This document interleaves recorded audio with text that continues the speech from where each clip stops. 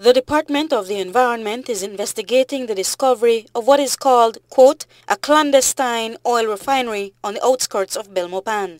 The discovery was made on Monday here at this dilapidated refining operation about a mile off the Western Highway near mile 47, just 3 miles from the nation's capital. The dirt road, which leads to the Belize Christian Academy and further back in very bad condition at some spots, also bears this sign in Spanish that basically says no trespassing. Once on the compound, the signs of refining operations are apparent with equipment and tanks on site. It is an operation that the Department of the Environment knew nothing about, and today its chief, Martin Alegria, told Love News what they're looking at in their investigations.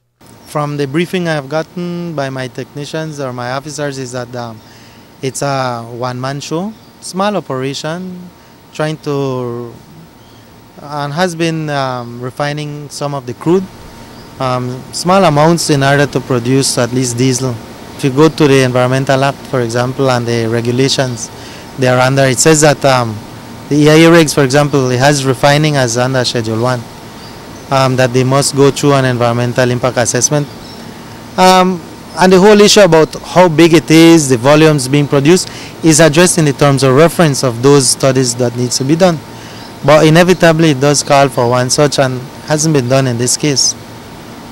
Which is a clear violation of that? Yeah, of the Act and the regulations thereon. And what are the penalties that accompany? Not doing an EIA per se and having started an initiative, I think it's between 50 and 100,000, I think, thereabouts, or 20 to 50, depending on what it is and what stage it is. The area is not the best environmentally or health-wise kept, and the whole operations apparently has been ongoing for a while now. So they are investigating those issues, how it came to happen so close to where we are. Alegria explains why his department is concerned. If you look around, you see oil all around the place. It's because of the lack of equipment, lack of procedure, or of maintenance, depends. And it looks kind of bad, and to clean it up will take a while. Some funding and some technology that needs to be done. And we're talking about the processing. Storage is another issue. How do you store the crude? Let's say, how do you store the sludge that comes out of it? How do you get rid of that? How do you store the produced product?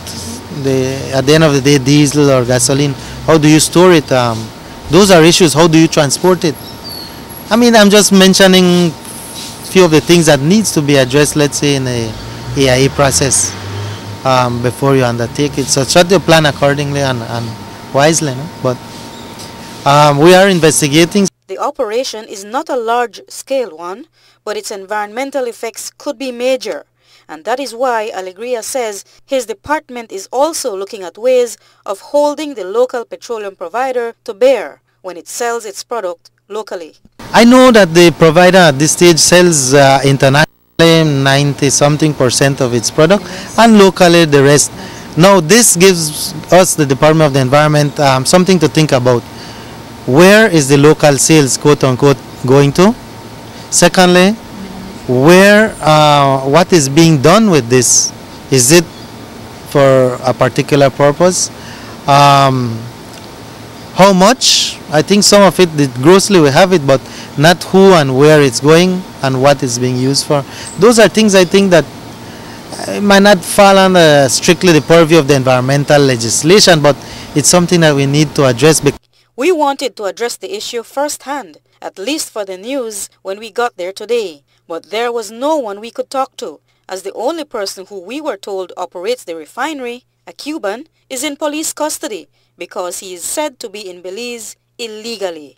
He has a Cuban passport, but also possesses a U.S. residency card, and with Monday's impromptu police raid at the location and the subsequent discovery, they have now informed Interpol about the Cuban and his operation in Belize.